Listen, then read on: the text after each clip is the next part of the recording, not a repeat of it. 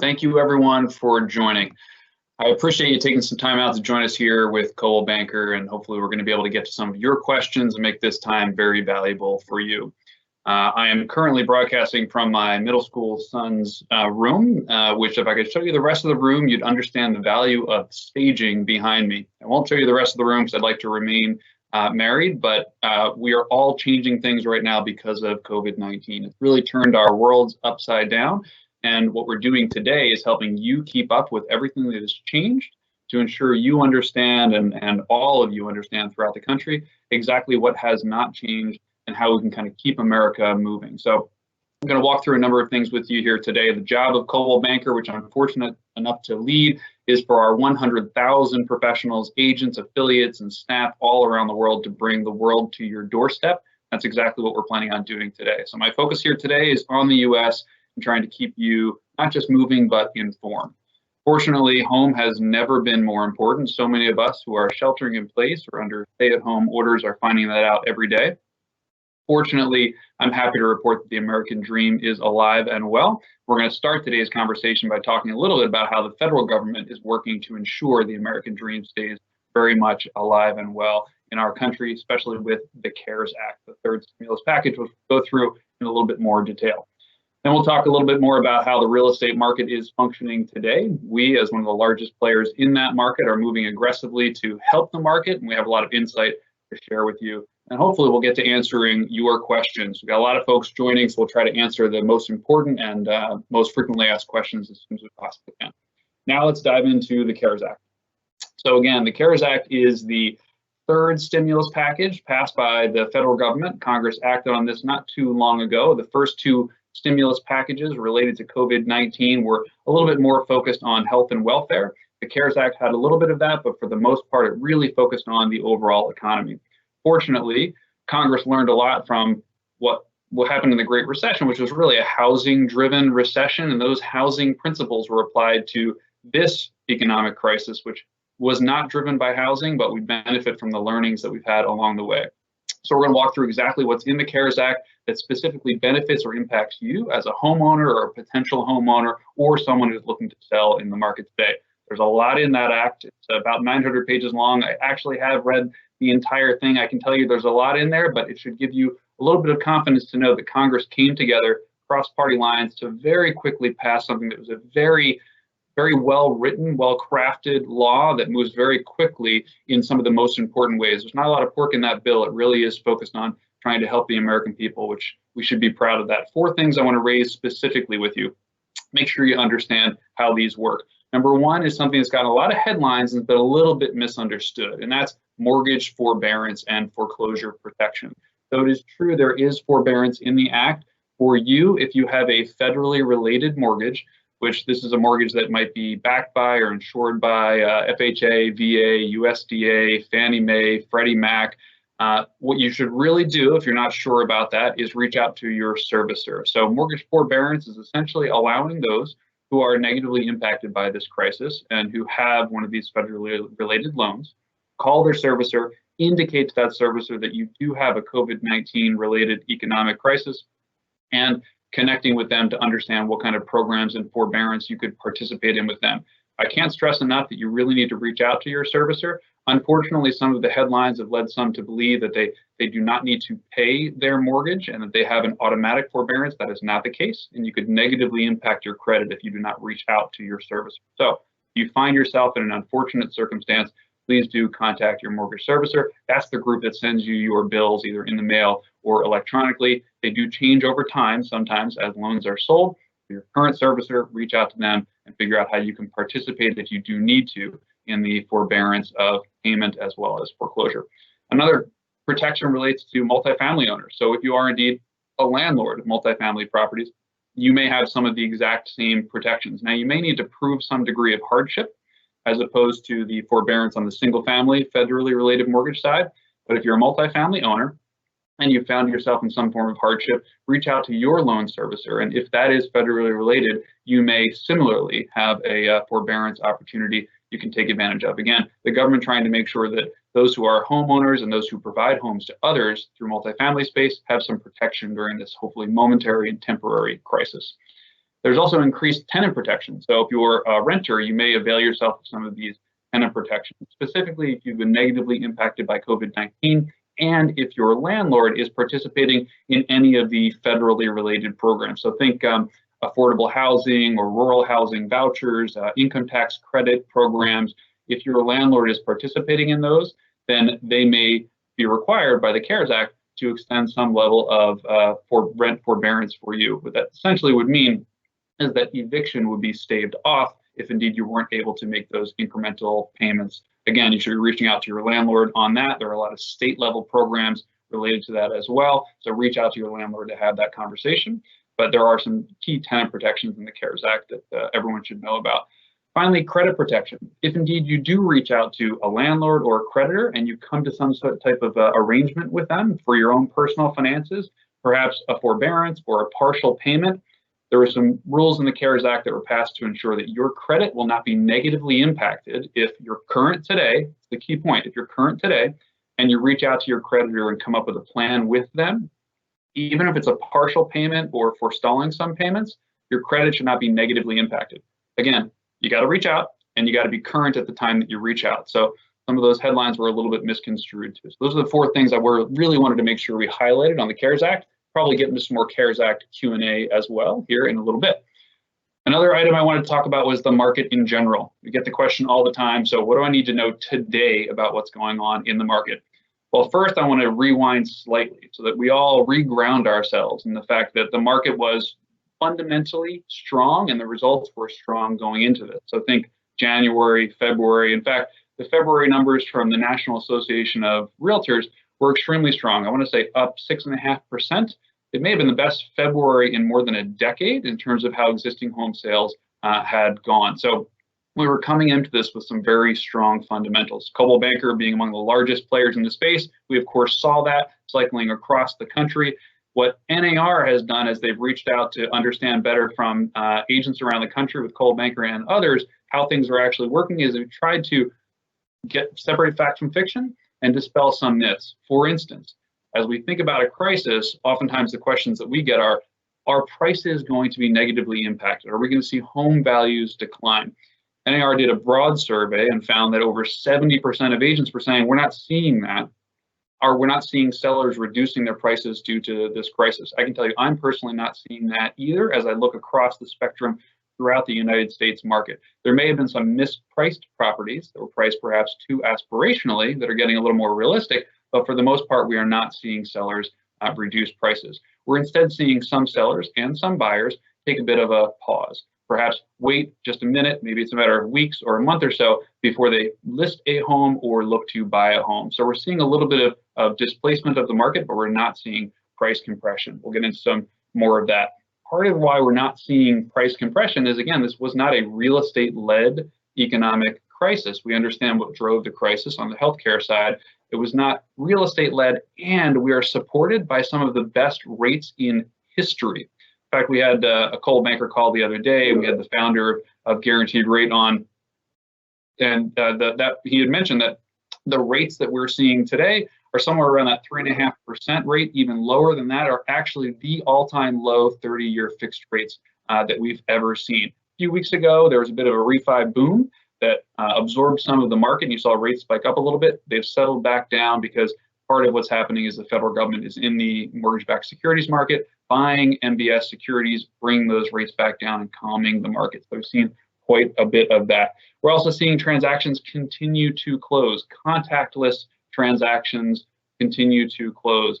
Remote notarization and a number of other technology as well as just law changes have taken place to allow transactions to close, allow mortgages to fund and transactions to get done. There's a lot of creativity out there, including with one of our own title groups that has created what they're calling the valet closing, literally drive up closing, staying in a car with the window up and being able to close transactions and pass papers back and forth to make sure people are staying safe and getting deals closed.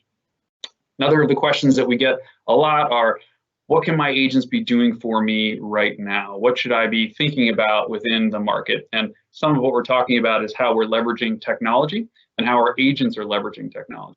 So Coldwell Banker has invested heavily in technology in recent times, and that investment is paying off today as our agents are being extremely creative, extremely entrepreneurial in helping you with your real estate needs, whether you're a buyer or a seller. One thing to keep in mind is that our agents with Coldwell Banker and throughout the industry, they are entrepreneurs. They are small business owners, maybe even not so small business owners. So they are up to date on what's impacting small business owners, what the legislation is, what the lending guidelines may be, what incentives may exist, as well as all things local, what's actually happening in your local market. They're a tremendous resource for you, and we've tried to enable our resource, our Coldwell Banker agents throughout the country, with all the technology tools and techniques they need to be able to leverage for you. So we're seeing a fair bit of that.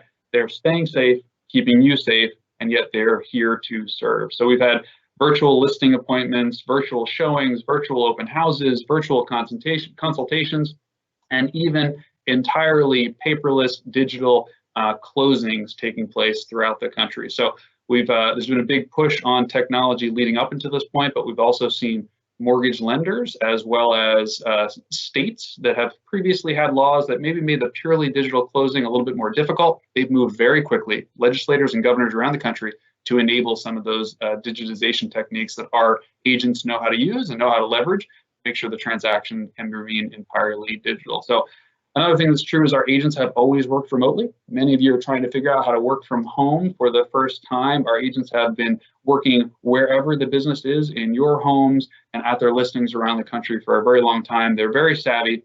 They've been using video, social media, and their smartphones in intelligent ways to market your listings and to help you make smart purchases for a very long time.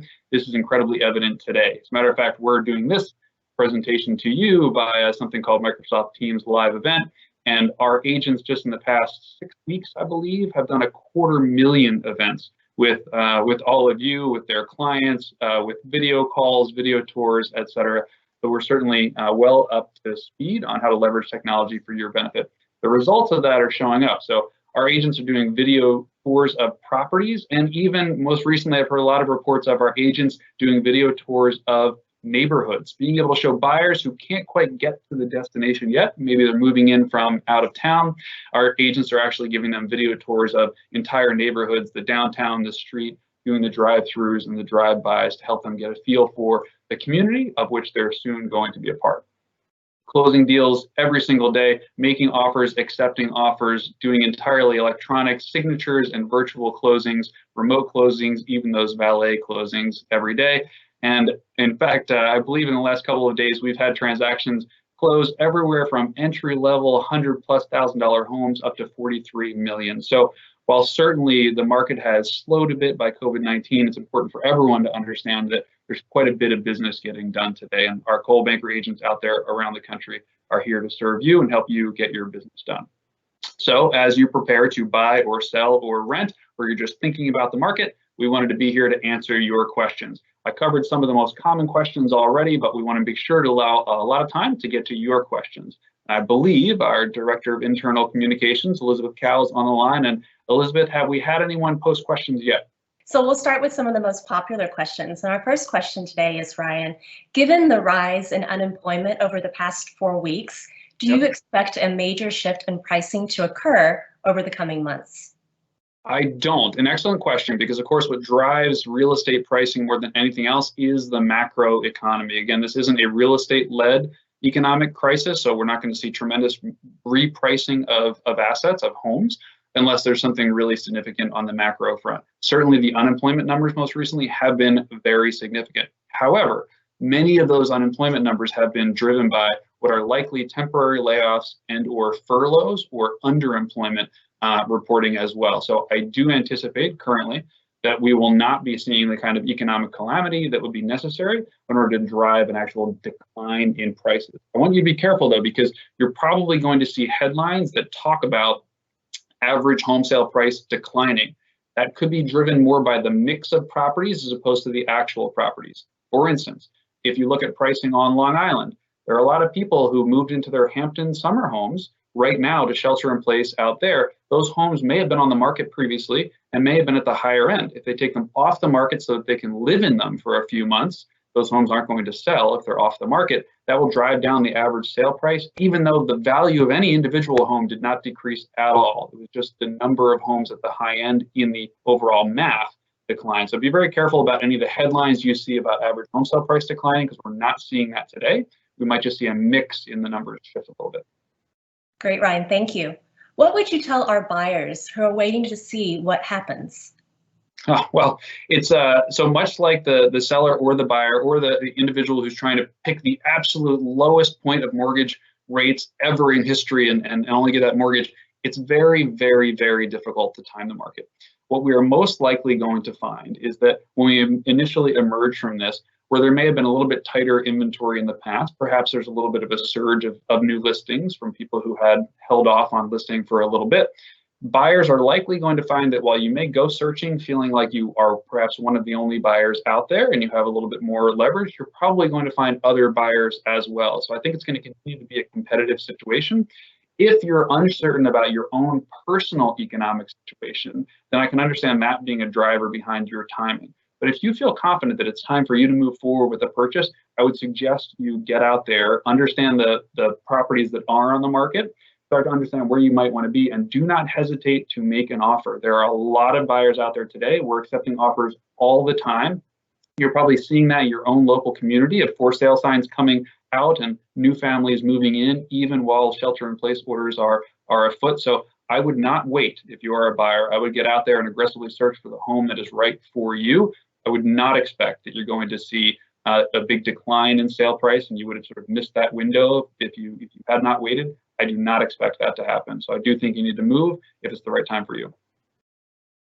Ryan, what's your advice on investing in real estate, especially given the sort of volatile economy that we're in right now?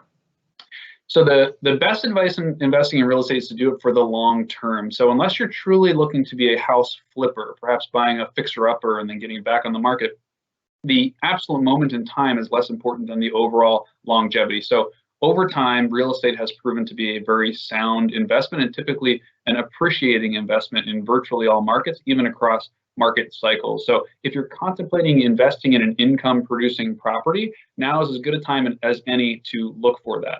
A few of the changes you might just want to be aware of is what has changed in terms of tenant protection regulations in the areas where we're looking to buy. So if you were looking to buy a place and renovate it, you may or may not be able to remove a tenant who's in the home, and assuming that they want to move somewhere else, no problem. If they do not want to move out, you may not be able to do what the lease dictates because of some of these state orders or federal orders that exist today. So be a little bit careful of that. Otherwise, I do not anticipate that this is a bad time to buy investment properties. As a matter of fact, it's probably a good time.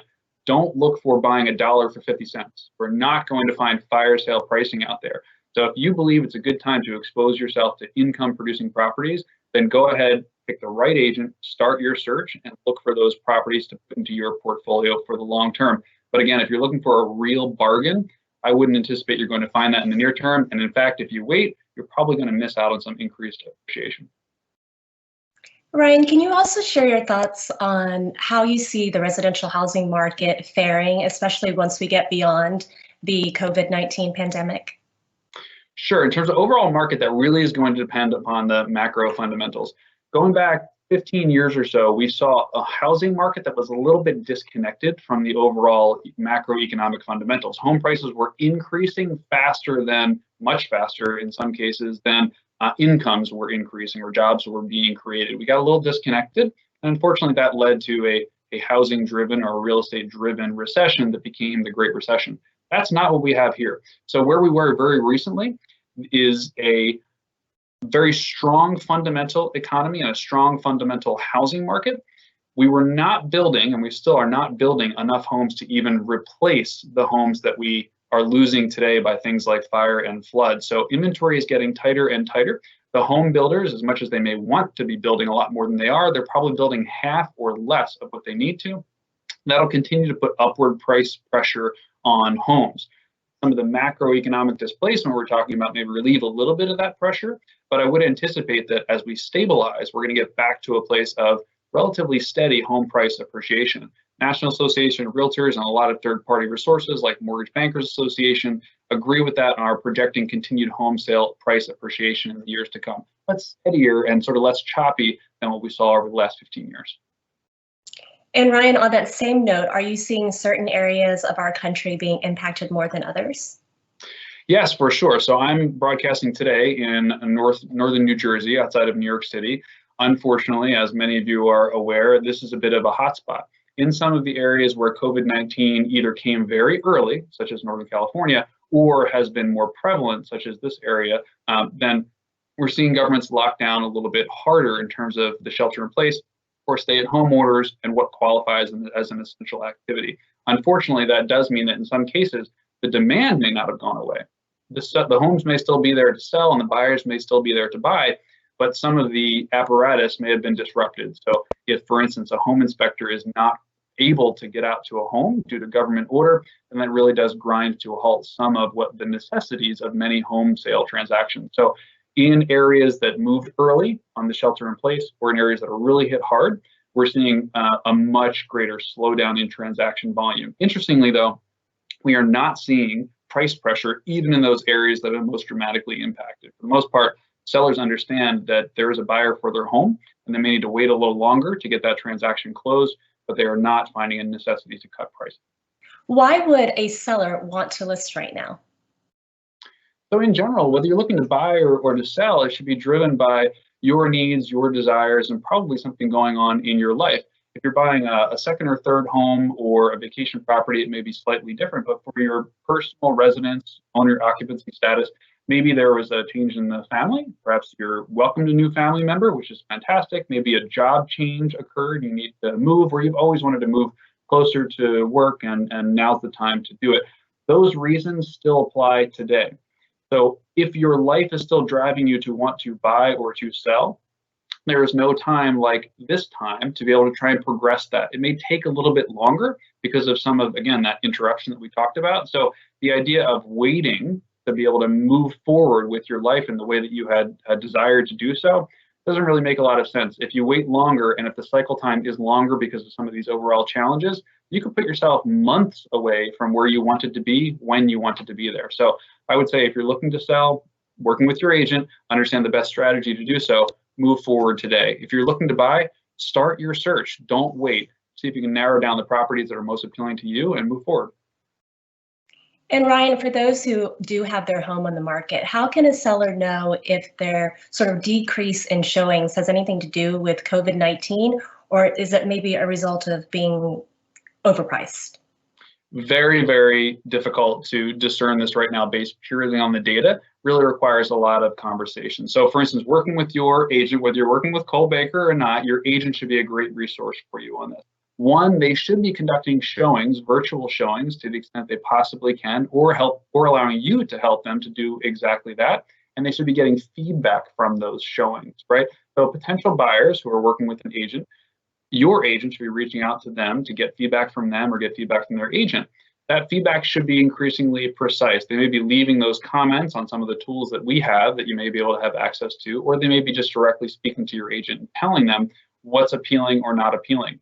So a decrease in showings may be correlated with the overall environment, or it may be that the home price is not exactly what it needs to be.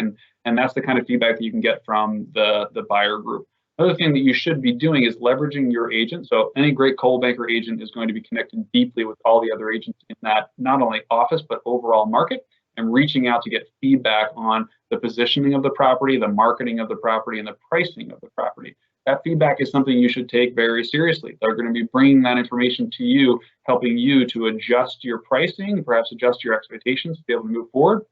I would take it very seriously. Your agents are aligned with your best interests. If the market's giving you feedback, it is something to which you need to listen. Thank you, Ryan. Are you seeing lenders tighten lending criteria? Yes, so some of the largest were called money center banks. So some of the biggest banks, kind of the names you'd be familiar with in the country, have made certain announcements. Like I think the most recent was JP Chase. I think Bank of America did as well, that they're perhaps increasing the minimum FICO score, essentially credit score, that they'd be willing to accept. And in some cases, increasing the minimum down payment that they'd be requiring. I could be misquoting this, so forgive me if I am, but I think JP Chase mentioned something like moving up to a 700 FICO score and 20% down payment. Now, those are the largest money center banks. They're under slightly different pressure right now from the economy and from the current crisis and related to their balance sheet. They are some of the lenders, but not all of the lenders in the country.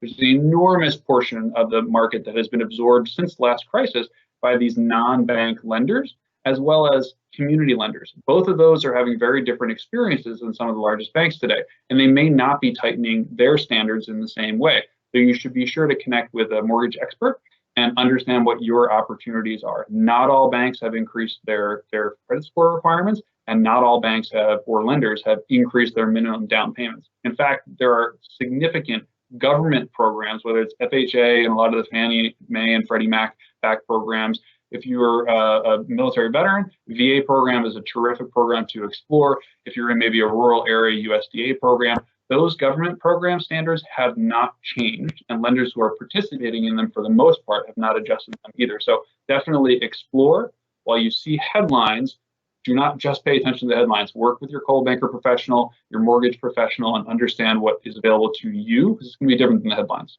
Do you have an opinion on whether or not interest rates will continue to decrease? So decrease, I wouldn't bank a lot on a continued decrease. So we are at historic lows today with a 30-year fixed rate mortgage at somewhere around 3.5%. I've even seen rates lock well below 3.5% at points in time. That is extremely low. The long-term average is more like 8%, if I'm not mistaken, just under 8% in terms of the long-term 30-year fixed rate mortgage. So 3.5% is less than half that. Extremely, extremely low. A lender has certain fixed costs that they need to recover when they make a loan. So even if the lender's money were free, there still needs to be some interest rate baked into that. So you kind of get pretty close to a floor. So I would say rates are not going to get lower, not materially lower, anytime soon. I could see them actually getting higher, though perhaps not much higher in the near future. If I project the overall economy, rates move up when certain dynamics occur, inflation, some other things. Most people are not projecting any of those things happening. So I do believe we're going to have very favorable, maybe not historic lows, but very favorable rates for quite some time throughout the balance of 2020 and maybe beyond. Ryan, you talked a little bit about what Coldwell Banker agents are doing in terms of getting sort of creative when it comes to open houses, showings, virtual tours. Can you talk a little bit more about what our company, Coldwell Banker, is doing to sort of work around the stay-at-home orders? Sure. So a lot of it is staying informed. So when a stay-at-home order is issued, and I've reviewed now hundreds of these orders, oftentimes it's a little imprecise and it can be a little bit misunderstood. So we work very quickly, Coldwell Banker works very quickly to make sure that we get good information out to our agents. They can get that information out to all of you, their clients, as well as those like inspectors and appraisers who work to make transactions happen. So we're trying to keep people informed. We're also making sure that we're giving Coldwell Banker agents all the tools they need to do everything they can possibly and legally do virtually for you. So they have the tools of the trade. It might be that you're more comfortable using some of the tools that you've used over time, whether that's using FaceTime on your phone or everyone's become familiar with Zoom on their computer. Our agents are very accustomed to meeting you where you are. We make sure that they have not just the tools, but also the training to be able to work virtually and work quickly for whatever your needs may be. Also leveraging things like electronic signatures and remote notary. One little side note on that is we've been working on the remote notary aspect for quite some time and working with states to try and get laws liberalized to allow remote notary. We were making good progress before COVID-19. Nothing accelerated that progress as quickly as COVID-19, as many states quickly got on board with the fact that them not moving fast enough in the legislature was holding up agents from getting transactions done in this particular crisis. So we've tried to move our agents forward. We've also tried to move the law forward to be able to get deals done for all of you. So Ryan, I think we're just about at time. So this will be our last question today. And that last question is, how are Coldwell Banker agents different, or how are they going to be able to sort of actively serve their buyers and sellers more than the competition? Oh, it's a great question. I could go on for quite some time, but you mentioned we're just about up at time. So in general, Coldwell Banker has long attracted some of the top professionals in our industry. We've been around for over a century. In fact, we were forged and formed in crisis. The 1906 earthquake in San Francisco was the genesis of Coldwell Banker. Over time, we have stood as a company for integrity as well as forward progress. So while we've been around forever, we've always been current and with our eyes on the future. That's attracted a certain caliber of agent. We try and help that agent then in any way we possibly can to stay informed, to stay equipped, and to stay trained on the absolute most current information and practices for all of you. So we take this incredibly, incredibly seriously. I don't want to disparage any of our competitors. There are a lot of great firms out there. We just happen to be the best. So we attract the best and we equip them to be able to give the absolute best service to all of you.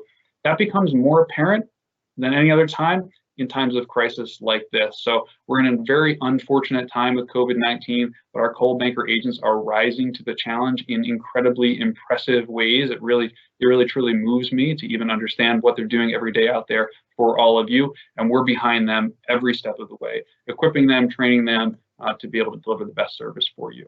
Thank you all for generously giving me a little bit of time to try and give you back some information. I want to give you just some key quick takeaways. First of all, the absolute top priority for anyone and everyone right now should be to keep our communities safe, to keep ourselves and our families and our loved ones safe. So follow the instructions you're being asked to follow by your local governments. Shelter in place, stay at home, do all the things you need to do to make sure you're keeping everyone safe. And please, as you're thinking about your real estate needs, reach out to your Coldwell Banker professional. It's great that you tuned into this, but stay tuned in to them. We're making sure they have the most up-to-minute information constantly, which is changing quite a bit. They'll make sure you understand all of your options every step of the way. We're absolutely here to help you navigate what is a challenging market, but is also a market where transactions are getting done. We're keeping America moving and we're getting people to where they need to be. Guiding people home is what we do for a living. We'd love to do that for all of you. So always remember, in these unprecedented times, we are all in this together, and Coldwell Banker is here for you. Please look out for blog.coldwellbanker.com/live, where you can not only see this recording, but see a lot more information that we've posted to try and keep you informed. Revisit often because this is evolving. We're trying to keep you up to date. Thank you all.